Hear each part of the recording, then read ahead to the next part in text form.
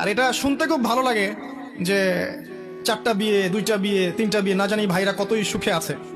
আসলে ব্যাপারটা এমন নয়। একটা ডিল করাই অনেক কষ্ট, 2টা 3টা 4টা তো আরো বেশি কষ্টের। আর এই দিল্লি কা লাড্ডু যারা খেয়েছে তারাই জানে যে স্বাদ কেমন।